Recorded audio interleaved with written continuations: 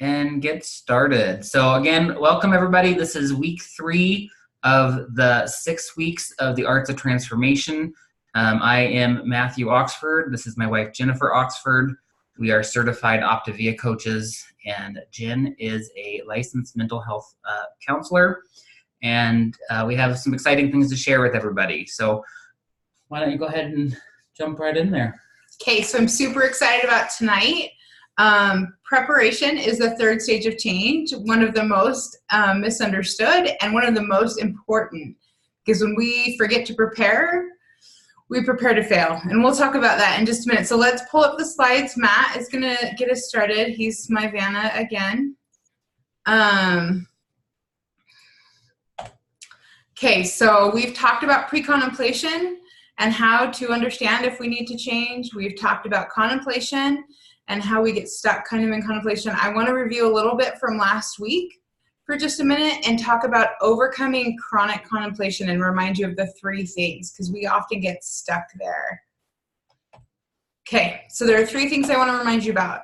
1 is self-evaluation. So contemplation is when we are trying to figure out what it is that we need to change or why we need to change. So the self-evaluation means that we're going to assess and explore our own image in relation to the target behavior. And we'll get more into how that works in preparation, but we need to understand either I'm meeting my target or I'm not. And for most of us, if we're looking to transform, it's because we're not yet where we want to be.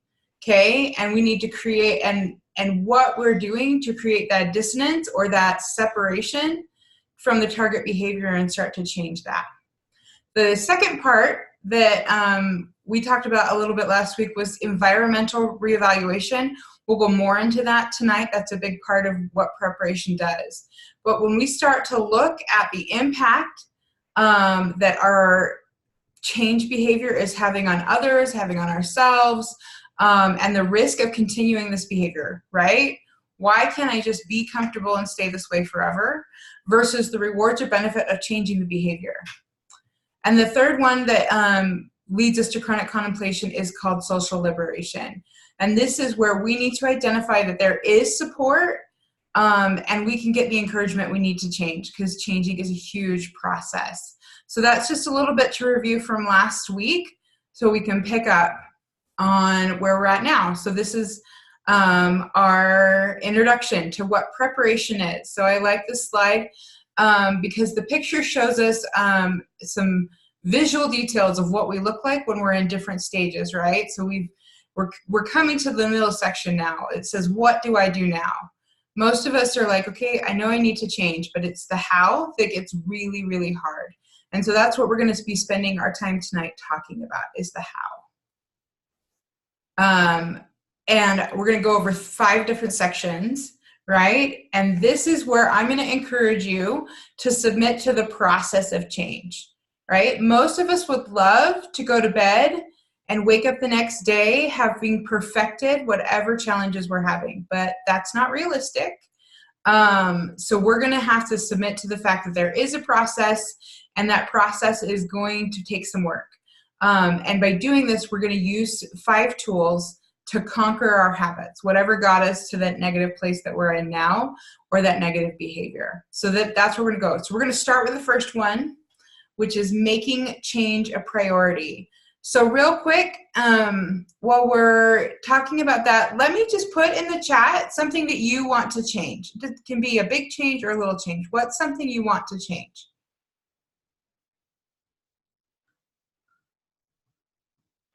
It's okay if you take a minute and think about it.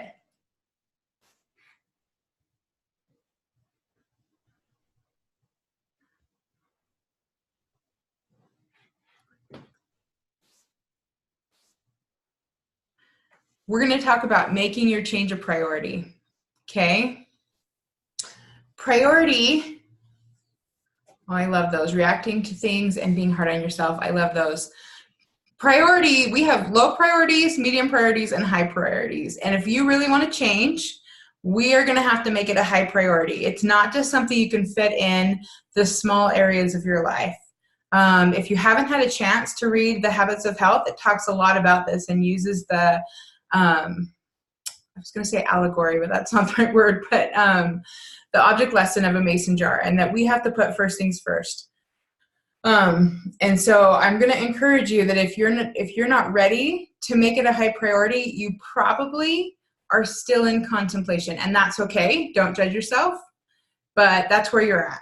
But when you're ready to make it a priority, where you're like, yes, this is a huge priority in my life, I'm ready, I know why I need to change, and I really want this in my life, you're going to do a couple things. The first thing you're going to do is give it some real attention, right? It's not going to be a background thought or a background thing that happens. It's going to be one of the first things that you do when you prepare your day. You're going to be clear. So there's a statement called clear as kind, is actually from Brene Brown, if you've ever read any of her works. And you're going to be really clear with yourself and with others, we'll talk a little bit more about that, on what your goal is. Now, that doesn't mean you can't start if you don't have all the clear expectations. When I started some of my goals, I don't know that I had clear vision of what the end result was, but I knew why I wanted to change, and I knew why it was important to me at that time, and I was committed to making that why a high priority. Okay, so be clear with yourself. That's very kind. If you're like, I have no idea what I'm doing or what I want, you're probably not ready to take the preparation. Again, you're probably still in contemplation, and that's okay. But understand that, go back to those tools that get us out of contemplation, right? Have the conversations, and let's get to the point where we're ready to prepare to change. And then as part of that, when getting attention, you're going to make time and space for change. So for example, Matt started on our transformation journey before me, and he created a drawer in our kitchen. You want to tell him a little bit about our drawer? Our magical drawer of fun. That makes it sound weird. No, it's not weird. So when I started on the Optavia program, I'm a very organized person. So when I go into our kitchen or our pantry or something, and there is stuff all over the place that isn't in the right spot, it absolutely infuriates me and drives me crazy. And Jen just laughs at me every time, because she's like, if you want it organized, you can do it yourself. And so I said, fine. And wait, can I get an amen? Is that not the right answer? That is the right answer. I don't know if it's the right answer. It must have been. It worked. It worked. So luckily at the same time, we sold our house and moved to a bigger one. So we had more space in the kitchen. And so when we unpacked in this one, I decided to take one of the large drawers in the kitchen island, and that's where our Optavia fuelings live. And so I am very organized with that, and it has been a huge satisfaction on my part. And once Jen joined me, she rather enjoys it herself. So well, I resented the drawer at first, okay, you guys, because I wasn't on plan. And so Matt could go to this magical drawer, right?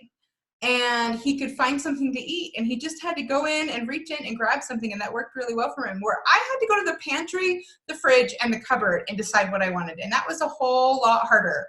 So I decided I wanted to eat whatever was in the drawer, because that looked simpler. And we made time and space, some literal space and some emotional space, to get involved in the different aspects of this program, to work with coaches, to be in the community, to do some education. And so that is part of what you need to do. When you're taking a time to make this change a priority, you're going to see that you're creating time and space for it.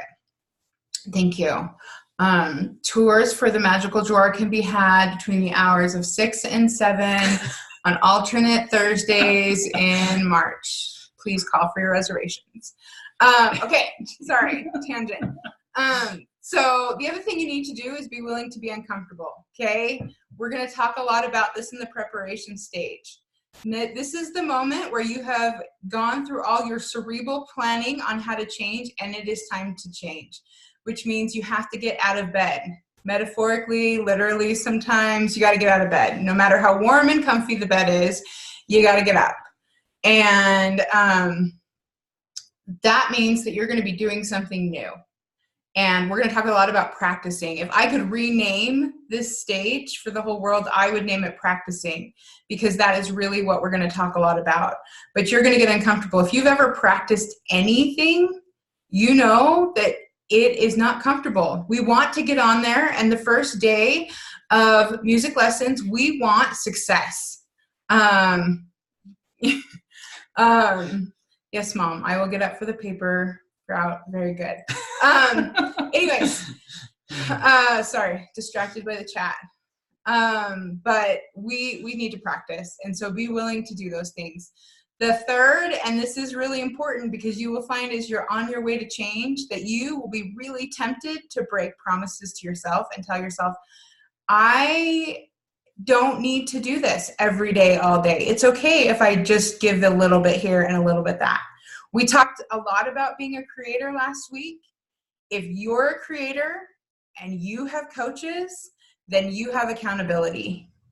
And by the way, you're included in your coaches, and we can teach you how to do that. But you have accountability, and you need to keep those promises. If you don't keep those promises, then at noon, you will still be in bed, and nothing will have changed. Okay? So that's what a priority means, and that's important. Okay, second, you need to take preparation very seriously, right?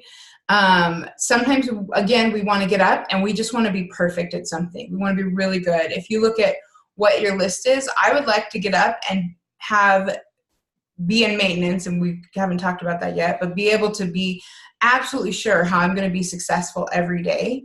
But preparation is about saying, I'm not perfect, but I'm willing to practice. And so there's 3 things that I want you to remember, right? The first one is insurance, okay?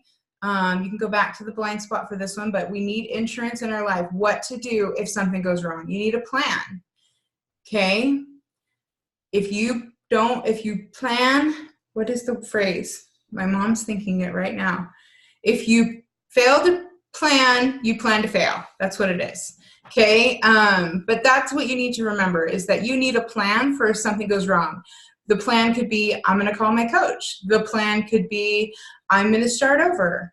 But if the plan is, I'm going to give up, guess what's going to happen when something goes wrong? You're going to give up.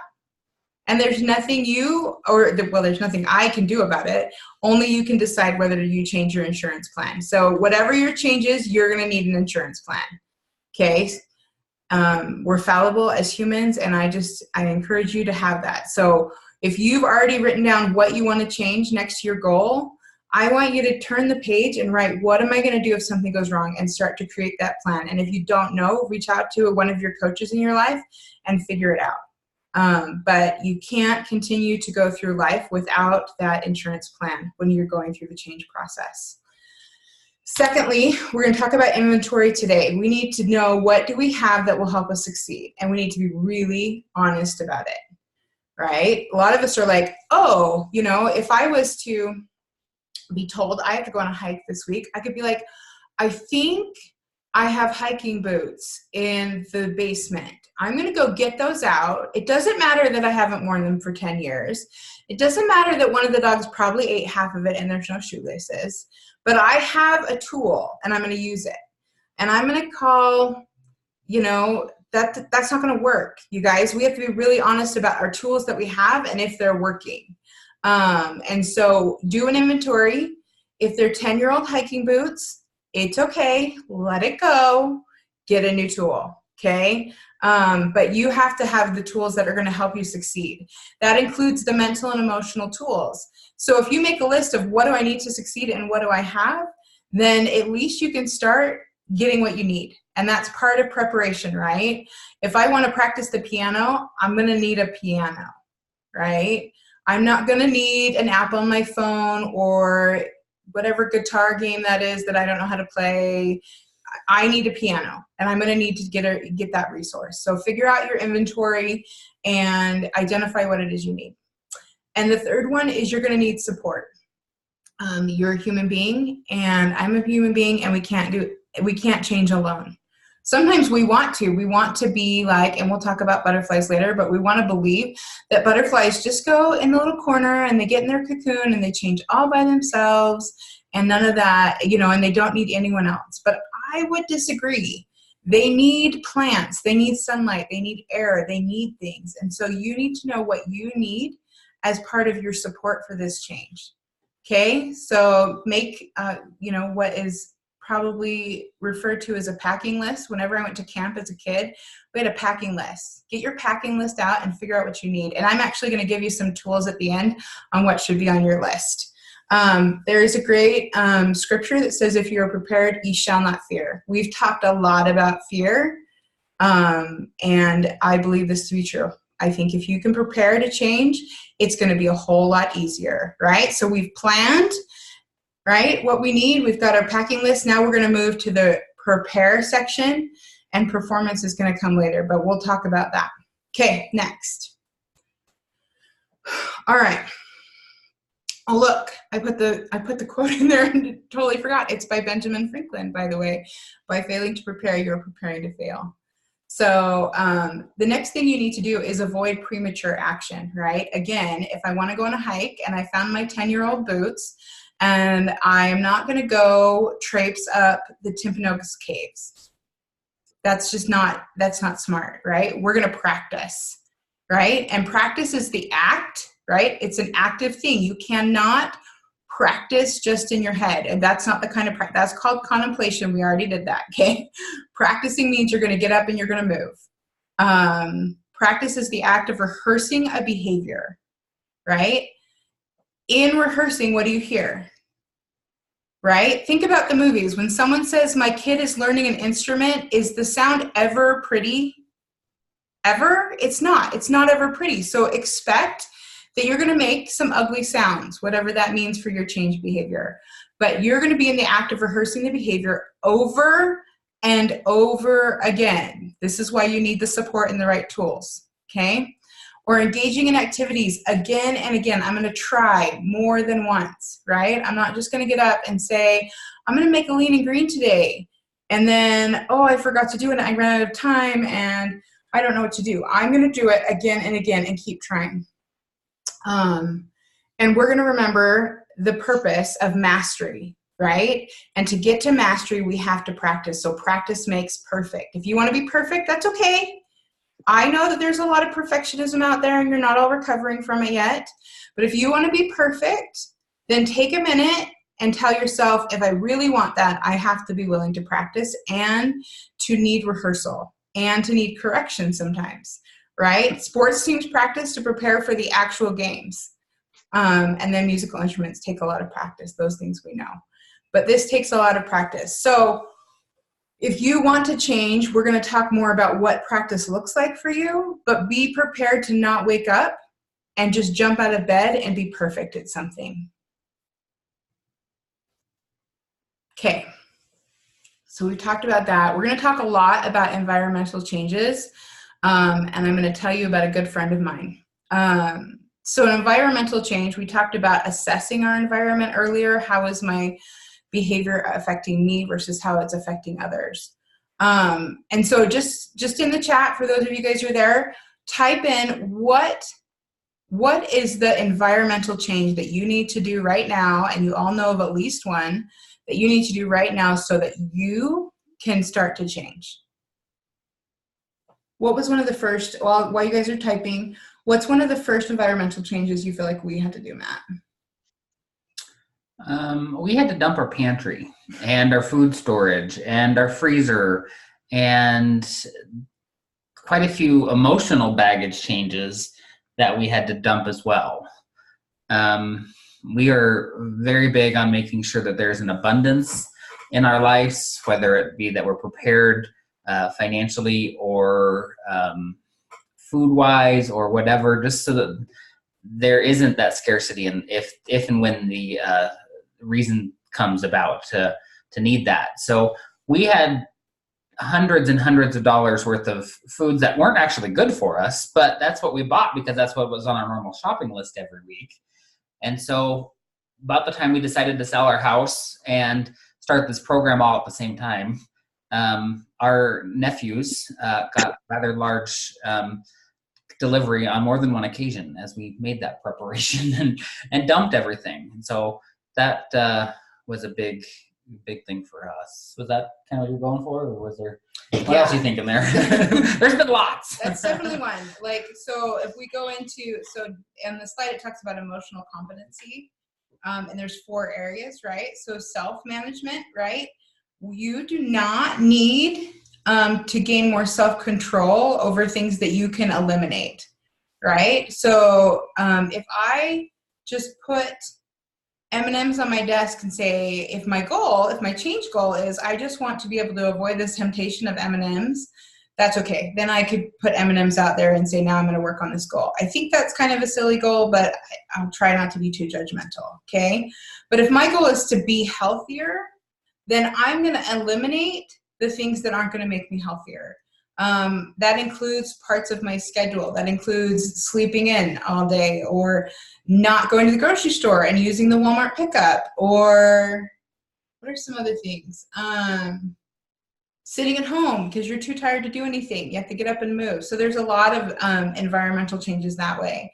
There are some changes with our self-awareness, right? Sometimes we like to lie to ourselves.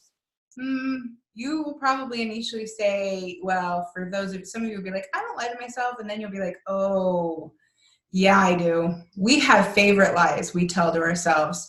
In therapy, we call them thinking errors, and everybody has a couple that they hold on hand at any given moment. But we have some things that we do a lot. And then we're going to look at we did self-management, sorry. Social awareness. How are we affecting our environment, and how is it affecting us? And then relationship management, what relationships are healthy or unhealthy, okay? So we're going to take an inventory. We're going to take an inventory real quick of some things. And What do you want? Just click on the PowerPoint so I can see it. Thank you. Sorry. We're learning how to do this.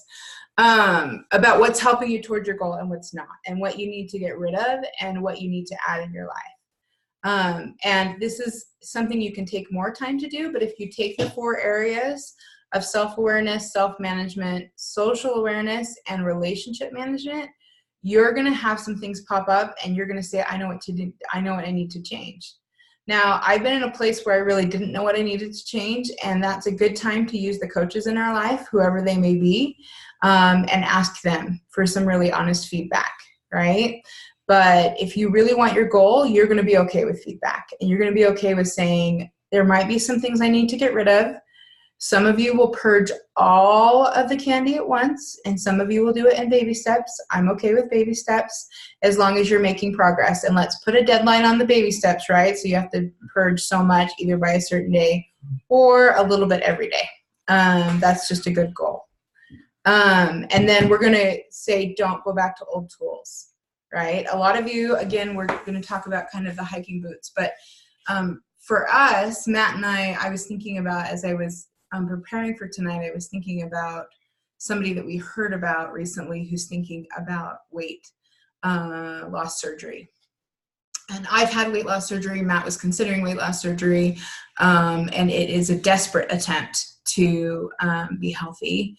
And it has a lot of consequences. So I want to talk about for a minute what that looks like. Okay. So I could have said, right, when Matt was like, well, he didn't tell me, but if Matt had told me he wanted weight loss surgery, I could have said, oh, that's a good idea. I only had this type of surgery. Maybe I should try a different weight loss surgery.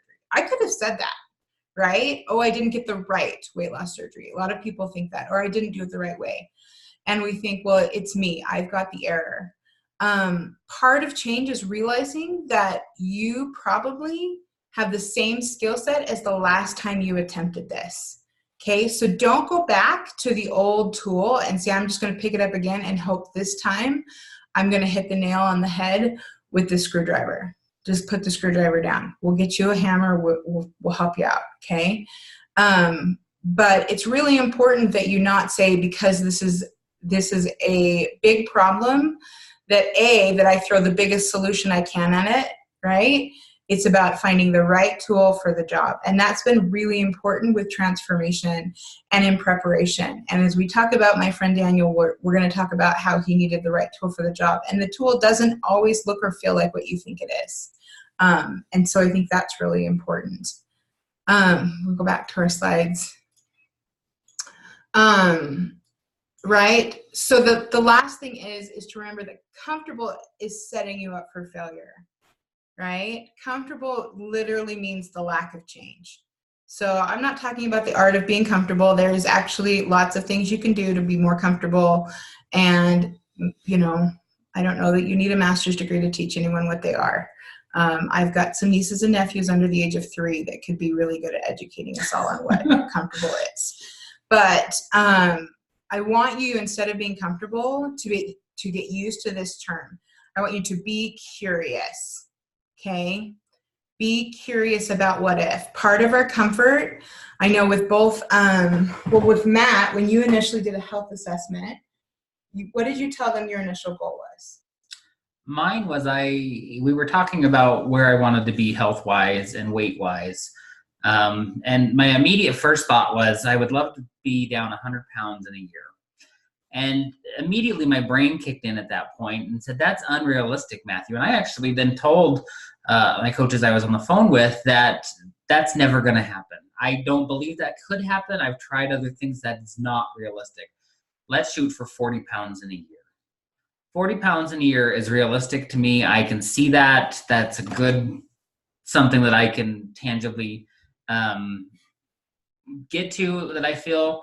And let's start with that number. I think that happens a lot, right? And so again, if you're trying to put a nail in with a screwdriver, you're going to say, well, in an hour, I might be able to get 2 in there because I'm going to have to use so much force and so much strength that I don't have the tools to really do it. And so when Matt came up with the idea of losing 40 pounds, it was not because he was incapable of losing 100 pounds, right? And a lot of us set our goals really low because we're like, well, I can't do more than that, right? But it's not about I can't do more of that. It's I don't have the tools and I don't have the coaches and I don't have the situation. So when we get into practice, right, it's like, oh, when I first started cooking, I found this. And then I found out, you guys, did you know they have a tablespoon measuring cup?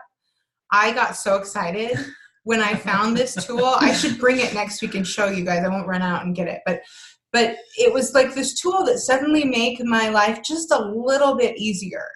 And that's what tools should do. They should make change easier. The hard change comes with changing the habits, changing your mentality, changing your environment, changing your relationships. Make your change easy, not comfortable, okay? So that's the difference. And people are like, well, you said don't get comfortable. You're right, don't get comfortable. But that doesn't mean it has to be the hardest thing in the world to do. Make it as easy as possible, and we're gonna talk about why, okay? But now I'm gonna introduce you to my friend, Daniel. Ready? You may have met him. This is Daniel. Some people call him Danielson, but it's Daniel. And Daniel has had a really, really bad night. Okay? He went to this Halloween dance. He was trying really hard to use the tools he had. He had a shower curtain. He had a whole plan on how to handle this, and it did not go well, right? And Daniel, he got beat up, right? And we've all been there, right? Whatever that is for you, you have tried your hardest, used the tools you had, wore the shower curtain to the party, and you got beat up anyways. And so we're going to talk a little bit about Daniel and how Daniel went through preparation. I'm starting to think that Jen's onto something with this movie because she's brought it up a couple weeks in a row now in our life. She actually brought it up in our church congregation meeting a couple Sundays ago in front of the whole congregation. So I think she needs to rewatch this movie. It's not me who needs to rewatch the movie. Okay, maybe we need to rewatch the movie. Everyone else, go watch the movie. Okay, next. Sorry. Okay, so in The Habits of Health, Dr. Anderson talks about the concept of structural tension. And I don't know that everyone gets it right away, but I'm going to let Daniel help you understand structural tension. Okay?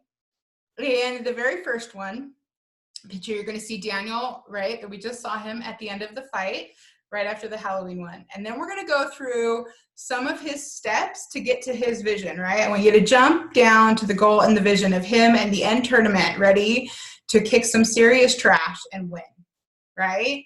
And so let's talk about it. Hold on. So Daniel has a goal, right? And his goal is not too big. It's kind of his 40-pound versus I just want to not get beat up, right? This is my goal. And some of us, that's where our goal comes from, is I just want to not get beat up. I want to not die of diabetes. I have a sweet friend who likes her toes, wants to keep her toes. Or I just want to be able to walk. You know, there's lots of goals that you have. But the big goal, usually we start with the I just don't want to get beat up goal. Oh, somebody's off of mute. Hold on. Hold on, Matt, I'll fix it. Okay, so we're going to talk about there's actually 4 things, but I just did 3 because Mr. Miyagi is cooler than I am. Okay, so Mr. Miyagi is what? What is he? He's your coach. He's your coach, right? Daniel had a coach and he had a creator, right? And they tried the easy path first. So Daniel goes with Mr. Miyagi to the dojo, and Mr. Miyagi very politely says to the big jerk of a man, please stop beating this kid up. And the jerk of a man says, your kid can't handle it, whatever. So go watch the movie, right? But this is a little condensed version. And Mr. Miyagi says, okay, listen, we have 2 months till this tournament. I'm gonna get Danielson ready, right? And Danielson is worried. He is worried like you're worried that he's gonna fail. He is in pre-contemplation, okay? He almost thinks he might be able to learn from Mr. Miyagi because he saw Mr. Miyagi do some real vital stuff to his, challengers, but he doesn't think he can do it, right? So he's in contemplation, but he is so desperate, right, to not get beat up anymore, and whatever that is for you, that he's ready to try. He's going to practice. So he shows up at Mr. Miyagi's house. He's like, please teach me, please teach me, please teach me, right? And then he says, great, I got a plan for you. Here are all these cars that are dirty. I would like you to wax the cars. Now, I don't know whether Daniel was just that desperate, because sometimes we are, or he just wasn't sure what was going on. But Daniel, he said, okay, like very quickly, right? And he started to wax the cars, right? And hours, what it seems like to me as I watch the movie and study it for all the therapeutic content, hours later, Mr. Miyagi comes back and he says, you're doing it wrong. And he says, what? And he says, oh no, you have to wax on, wax off, right? Everybody, oops, Crash. Wax on, wax off. Finish the rest of the cars, okay? That was step 1. Step 1 to not dying may not always look like it makes sense, right? You may have to get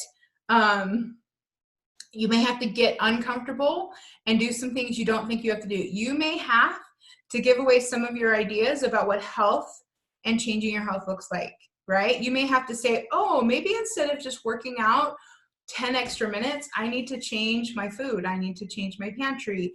You may need to say, instead of correcting everyone else in my relationship, I may need to change my approach, right? I may need to listen more than I talk. There are some things that you're going to need to do. But for Daniel, it was wax on, wax off.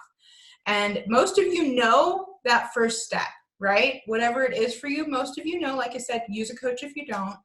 The second thing he does, right, he comes back the next day. He's thinking, okay, I'm coming back. I'm really desperate not to die. This is not, I'm desperate to wax more cars. But he probably, I think he thought, because this is what I would have thought in the preparation stage, it cannot get worse than waxing what looks like 20 cars, right? It can't get worse than this, can it? And then he goes to Mr. Miyagi's backyard, and Mr. Miyagi has quite the backyard if you haven't seen it. Again, plug for the movie. Nobody's paying me to plug for the movie. It's just a good movie, you guys. But he says, look, I built a new deck. I want you to sand the deck. And he's got special Japanese sanders. And he teaches Daniel to sand the deck. And it's not a small deck. Like I said, to really get the full scope, you have to kind of feel like you have to hike to the top of a mountain. That would be similar to the sanding the deck. And so Daniel goes about, he's still desperate not to die, so he keeps going. Now, some of you are like at this stage of change, right? We're at the second step, and you're like, I don't know if I'm really that against getting beat up again. I think I want to go back. This looks so hard because you have forgotten, you got comfortable. What happens, right, is sometimes your hope, right? If you have a good coach, they gave you a lot of hope and you're like, I can do this, I can do this. I don't need any more tools, any more support. So you jump. And that's one of the risks of preparation is you jump out of it really fast because you think, oh, this is enough. I learned to wax the cars. I'm good to go. My husband's funny. Don't read the chat. It will distract you. But a lot of us want to jump out, right? We've now waxed to 20 cars. We've sanded the deck from, I don't know, some $1 million mansion that's in the back of this guy's, I don't know. When you think about it, I would like that deck. Can we put that on the house plan? Anyways, but he's in a tough spot. Okay, so then he gets done with the deck. It didn't even take him all day. Who knows what happens next? He's not ready to fight. It's like day 2. Have you ever met day 2? Day 2 is rough. Ask anyone after surgery, ask them after a couple days on a new health plan. Day 2 is rough, right? But he's sanded the deck. He feels really great about it. And then Mr. Miyagi says, paint the fence. So Daniel gets up and he starts painting the fence, right? And he comes, and I don't know how long it took him. It probably took him a good little while, but he says, look, I did it. Mr. Miyagi is sitting there, doesn't even look up, right? By the way, coaches, you need to look up if you're coaching someone. That's important. But Mr. Miyagi just says, did you do both sides? And poor Daniel, my heart just goes out to Daniel in this moment, right? Because we've all been there. And we're like, oh my gosh, I didn't do both sides. I have to go back and do more. And again, we sometimes want to jump out of the ship because we think we should be there. I don't know who told you you should be there, but you think you should. And I'm here to tell you that preparation is a lot of wax on, wax off, sand the deck, paint the fence, go back to your coach and ask for more direction. That's what preparation looks like. And so when you're talking about really wanting to transform, and this is why it's an art, right? We've done a lot of validating of all the feelings that come with this, but what I really want you to understand is the art of transformation comes in being willing to stick out the process. Okay, so I want you to think about that. And if you ever feel like you're having a hard time, I want you to remember the goal and vision. Did Daniel, did he win? He won. And would he have won if he gave up after wax on, wax off? Would he have, he wouldn't have. And a lot of us, we haven't won yet because we didn't have the right tools, the right coach, and we didn't stick with it long enough. It's not because you are somehow a bad person, right? Structural tension. You need to know where you are, right?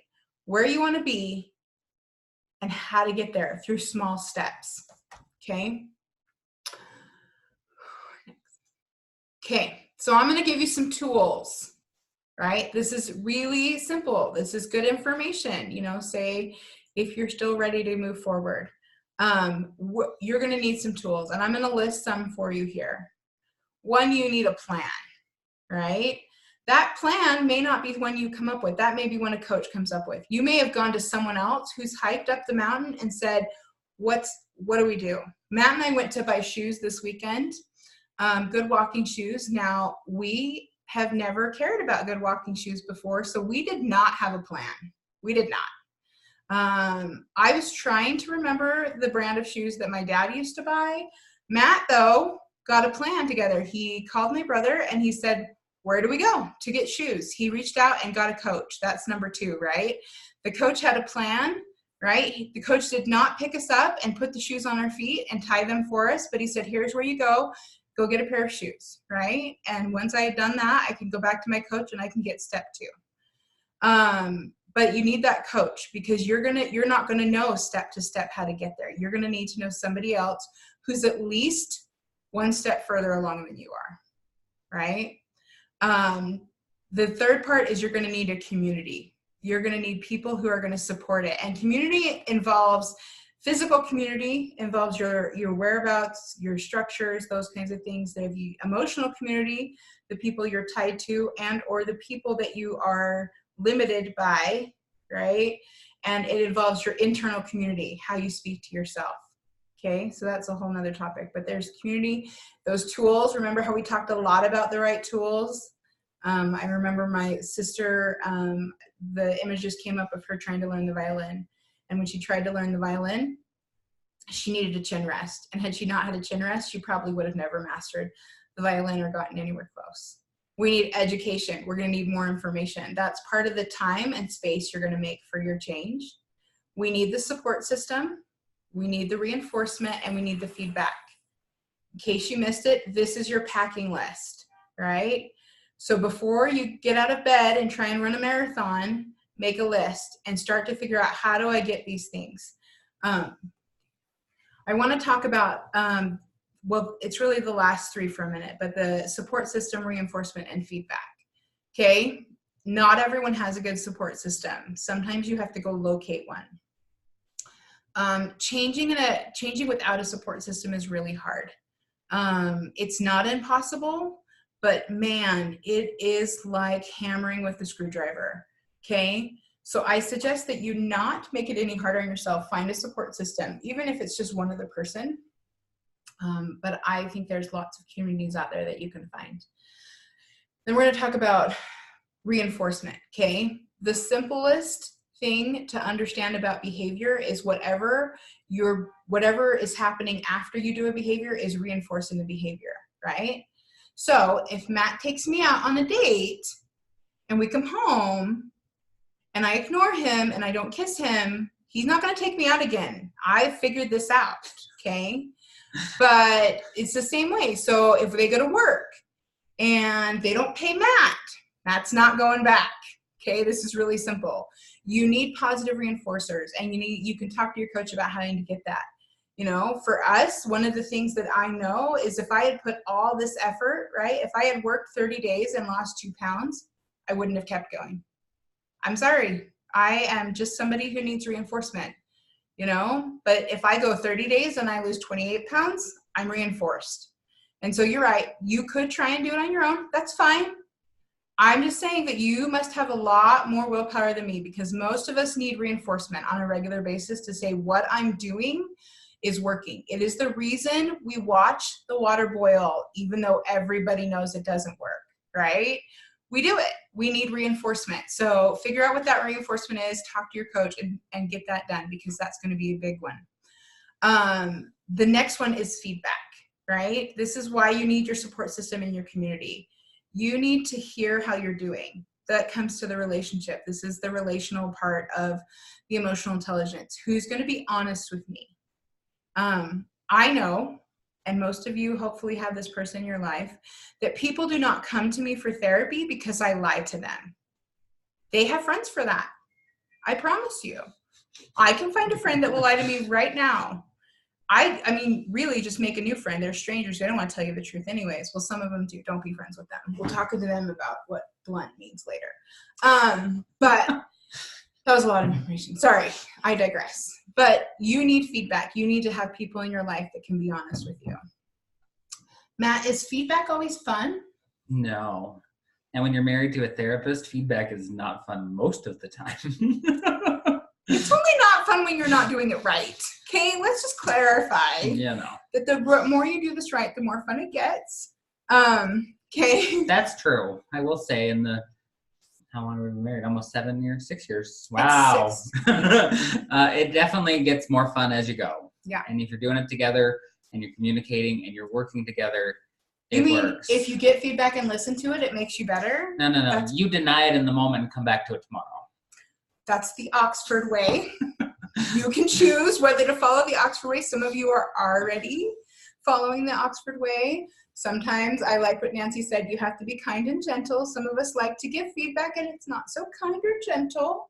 I can do that as a therapist. I've had to learn exactly how much and how to be honest with people. But we need that. We need that feedback in our lives about where we're really at. Sometimes we think we're fine and we're not. I mean, remember when the doctor told me to lose weight and I just laughed at the doctor? That was feedback, but I wasn't ready for the feedback and they didn't have tools for me, so I certainly didn't want to hear it. So if you're going to give feedback or you're going to get feedback, make sure it's from somebody who can actually help you, not just somebody who can point out all your faults. That's actually not cool. Okay. So we need to do that. But there's lots of good people out there. Go find somebody who will give you good feedback. And if you don't know of anyone, talk to the person who invited you. You know, we can help you find somebody who will give you some good, honest feedback. But people actually will pay for good feedback because they actually want to progress. That's how I make a living, is people want good feedback. And they go out, and this is the thing, they go and practice. They come back, they report what happened when they practice. And sometimes they come back and they said, it was a complete face plant. I jumped off the diving board and it hurt. And I don't know that I want to jump off the diving board again. And you know, you have to be able to and willing to coach them. And that's, we can talk about more how to coach, but then you have to take them right from, and the I don't want to do it again, by the way, is back in pre-contemplation, just in case you thought that we just went only upwards in this scale, you jump all over, right? So sometimes in preparation, the thing we forget is when you do face plant, whatever that means for you, you might have to go back through some of the earlier stages to get back to the place where you're willing to try again. But the more you do that, and the quicker you do that, and the quicker you use somebody to help you, like a coach, you're going to get there. Okay. So that's just really important. When we talk about feedback, I want you to know how important that skill is when it comes to change. Okay. Next, so this is our last one for tonight, is called Be Prepared for Tough Decisions. So I'm going to let Matt tell you a little bit, but I want to go over what the 4 things that I put up there are. So the first one is a quote by Warren Buffett that says, "The best investment you will ever make in yourself." I am constantly amazed by how many people want to change their life and not invest anything. Again, that's called contemplation. You're still in bed, it's still really warm, right? Action means you're going to invest. There's a lot of ways to invest. Some of them are financial, some of them are with your time, some are with your energy. There's all kinds of things. So just know that change is going to take an investment of some sort. The second one is time. You're going to have to figure out how to make space for your change. And that's not going to be an easy decision. It's a tough decision. And if it's not tough for you, it will eventually become tough. The third one is a line in the sand. And I brought that because a lot of us need to make some really strong decisions about boundaries, right? And boundaries can mean a lot of things for yourself. Getting rid of junk food in our house was a type of boundary, right? Not going to Sizzler every Thursday may be a boundary, you know? There's a lot of boundaries, right? So we just need to create boundaries for ourselves. Those are tough. And then the third one is the tough decision is to constantly decide to transform. That is a constant decision. It is not a one-time decision. And so I want Matt to talk a little bit about some of the tough decisions that we've had to make going through the preparation process, so that you know that we're not just, we're not just saying things, we're trying to live them too. So getting prepared to go through transformation and change of any kind has always either been tough for me or exhilarating for me. Either way, I go both ways. I can either jump right in both feet, or I can drag my feet and do so for a long time. Can I interrupt for just a second? So all of what Matt just said, and Matt hasn't been to the 4th transformation webinar because we're having that next week. What he just said is I go from contemplation to action and I skip preparation. Jumping in with both feet is a sign that you have skipped preparation. And that is why it is one of the most common mistakes that we make with change. Okay, so you're right. We either don't do it, we get stuck in contemplation. I'm just giving you guys some language. Like I said, Matt won't see the webinar next week till you see it. I don't lecture him. I get about 10 minutes notice. That's plenty. But sorry, go ahead. Go ahead. I don't know where it was tough going changes. now. You were talking about tough changes, either jumping in or not doing it. Oh yeah, jumping in or not doing it at all. And when it came to my health, it was not doing anything at all. I had goals of what I wanted my life to be, as far as my career, as far as my home, as far as materialistic things, my education, what I wanted in a spouse. I knew all of that from the age of probably 10 or 12. And I had a little bit of a childhood that I was taken care of, but it could have been better. and it could have been more, and it could have been a whole lot healthier of a situation. And so I knew from a very young age that I didn't want that, and I wanted something more. And so I spent my entire upbringing and young adulthood focusing on getting away from some of those things as a kid and getting to hit some of those things that I wanted. I wanted the nice house and the career and the education and the wife and a family and support from friends and all of that kind of stuff that I didn't have as much looking back at my childhood. And so once I hit all of that, which was about probably this time last year, I was really at a very good place with all of those things I just listed. And I really got to the point where I was then contemplating, what do I do with my life now? That was new to me, because knowing what I wanted for a career and what the action steps I needed to take growing up, I had a very clear plan and an action on how to get there. And now, mind you, not all of those hit the time frame that I was thinking at a younger age, but they all came true, every single one of them. And I pushed to get to that. But what I missed in that time was, what about me? Yeah, I got all these other great things that I wanted, but what about my mind, my health, my well-being, and my happiness? Happiness for me was never an issue. I always considered myself an upbeat, happy person. I was never one to understand or feel depressed. I mean, I would feel down on occasion once in a while if something bad happened or a friend passed away or something like that. That's what to me was normal. I didn't get any further into that. And it wasn't until as I continued to get older, my health started to decline even more. The weight continued to come on even more. That I really started to realize I actually am in kind of a spiral going downwards. And it came on pretty quick, I think. I was about October, November, December of this last year, where I was not really functioning very well. I mean, I would go to work and I would come home. I wouldn't have the energy or the desire to pretty much do much of anything else but work. And because I always put work as a priority in my life, that was always the priority. So I would go to work and come home and continue to work from the couch because I was too exhausted to go up the flight of stairs to my office. But I was not fulfilled, and I wanted more. And I was realizing after coming home from a doctor's appointment one day, the next morning I was laying in bed and Jen had gotten up and was getting ready to go. And I just didn't have the desire to get out of bed that day. I didn't want to get, and that actually kind of scared me. Because that, like I said, that's not normal. I like to sleep in. I'm definitely a night owl and will sleep in the morning, but this was a new thing for me. So when I made the comment to Jen that morning that I feel that my health is declining fairly rapidly and that I don't think I would live more than another 5 or 6 years at most, that was scary. And I'm sure it scared Jen absolutely 100%. She didn't quite say that. She was definitely a little concerned. But at that point was when I realized, okay, I have to work on me next. I can't be in this funk. I have a great marriage and have great desire to have a family and needed to continue to work on me next, because if I didn't, I wouldn't be around. And so the next step really came into, I was starting to prepare to change at that point. And I was trying to figure out what to do and how to do it. And it really came down to where I was looking at different diet plans and different surgeries and different things that I wanted to do.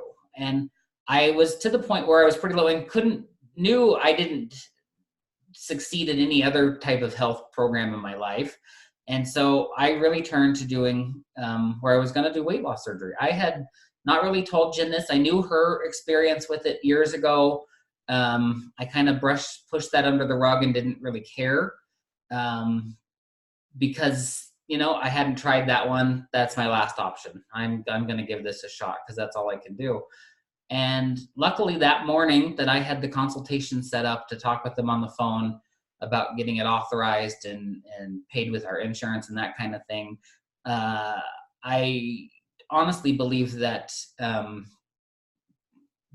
our Heavenly Father kind of intervened on that one and said, no, that's not the path for you. I read an article in the paper that day that scared me even more than dying, actually, because I knew that if I continued to decline in health, Jen would still be set up. We've always been good with finances and making sure we have an insurance plan, or in this case, an actual monetary insurance plan. So I knew she would be fine. And so I knew if I did the surgery and had some of the outcomes that they were writing about in this article, we would lose everything. I mean, I could be in the hospital for 6 or 9 months with major complications, and that would bankrupt us. And that goes completely against everything I've ever wanted. And I'm like, that's not even an option. And so you keep patting my leg. Are you wanting me to stop, or are you good? So that's when I said, you know what? At that same time, I started seeing posts online from a couple friends of mine that I kind of knew and I kind of didn't. We had known each other in what we jokingly say a previous life, but it was 10 years previous. And just kind of stayed connected on Facebook and didn't really ever talk. But for some reason that day I started seeing posts about our Optavia program. And I reached out to her and said, what are you doing? I said, because whatever you're doing is rocking for you. And first I didn't believe it could actually work for me. And I thought about it for a couple more days. And then I sent her a message again. I said, okay, let me know what you're doing. I have to do this. I need to know what you're doing. I'm desperate at this point. I don't really know that I care how much it costs. I just want to try something. And then I get on the phone and we go through some questions and some thoughts. And that's where that mindset kicks in again, where you don't believe in yourself. You know everything else you've ever done has failed for you. And so when they asked what my goals were, that's when I said, well, I'd love to lose 100 pounds, but that's not realistic. Let's shoot for 40.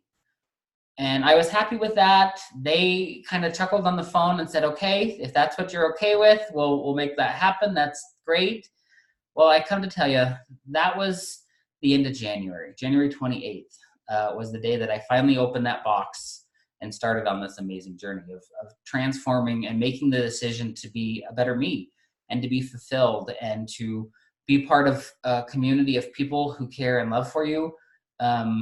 More so than just your coworkers and your neighbors. I mean, unless you've known them for a long time, that's a whole different type of connection of people than what we find in this Optavia community. And so the other thing that really helped me was having that coach. Like Jen has said a couple times throughout this presentation tonight, is having a coach made a huge difference in my well-being, in my mindset, on the days that I didn't feel like I could continue, or the days that, hey, they brought in something for lunch at work and I want that, or to realize just to kind of keep me accountable to myself, but to keep me on track as well. And they never came over and slapped a donut in my hand, which they didn't need to, luckily, but that wasn't the support that it was. It was somebody who was there, who was caring for me, who had the same goals and desired outcome for me that I originally gave them. So they were basically my fan section, my cheer section. And now we are, we are almost 7.5 months later since I started this, and that 40 pounds has come and gone 10 times over. As of this morning, I'm down 185 pounds in 7.5 months. So it has been absolutely remarkable and a huge blessing for us, and we'll continue to go. Obviously, we're nowhere near our goal yet, and people keep asking what our goals are, and they change every day. As we're focusing on ourselves and we're focusing on improving ourselves, that line in the sand of where I want to get next, I keep pushing it a little further, and I keep pushing it a little further. And I'm okay with that, because I know once I hit that line, I can now hit the next one, because I now have the support, the education, the mindset shift to actually get there and to succeed at this. And I also know that if there's a day that I fall off the wagon and I don't quite hit that goal just fine, it's all about changing that slip cycle. It could derail me for 4 months, but I don't let it. I let it derail me it might derail me for the day. It might derail me for a couple of hours, but it's not about being perfect every day. It's about being perfect in the moment and making the next moment the change again and to continue forward. And that's what I've really loved about this entire program. I am going to show the next slide that most of you have probably seen, but I'm going to share it again. So this picture actually is a little outdated. of myself. That one I think says 176 pounds gone. That was 2.5 weeks ago. So like I said, it's changing greatly. Jen decided to jump on this program with me at about month 3 of me being on plan, and is just over 100 pounds gone herself since starting today. And I think she's a little further than 100 pounds gone now. But I tell you what, it is absolutely amazing what it has done for our life, for our marriage, for the ripple effect we're starting to see with our friends and with our family. And if you put your mind and your soul and your heart to this, of wanting a better anything, I don't care what it is. It could be weight loss. It doesn't have to be weight loss like it is for us. Our big goal, the weight loss is a very key small piece of that. And will lead us to getting to the bigger picture of what we're after. So if you have something you want, reach out to your coach, reach out to your neighbor, reach out to your friend, whoever invited you to this, whoever can be there as to support you, and talk with them and set up a game plan with them and continue to live every day to the fullest and try a little harder each and every day. And I think that's my soapbox for this evening. I think that's the most Jen's ever let me talk on one of these things, but it's been great that all of you have been with us this evening. We will be continuing next week, next Tuesday, 8 p.m., same channel, and it will be going. Apparently we're not done yet. She has a couple more slides. We're out of time. There's one more slide that talks about some transformation skills that I will post on Facebook that you guys can go over. But it's really just a recap of things that we've talked about today. But I will post that slide, or you can go to the next one, that just talks about how to succeed and some of the steps that you can take. So and do as part of that wax on, wax off process, right, of you going through preparation. So I will put that up. Sorry, I clicked something. That's why I'm not allowed to click. But next week we're going to talk about getting into action and what that looks like. Now, please join us, even if you don't feel like you're ready for action. It's a vital part of understanding what it looks like. And that will help you on your transformation. I really enjoy sharing with you. I hope that you guys enjoy and get something out of this each time. I just want it to be valuable for you. We really appreciate all your support as we continue to try and give back and work on our goals by teaching you guys what we know and then working with our community. Thank you guys so much. Have a great evening. Have a good night.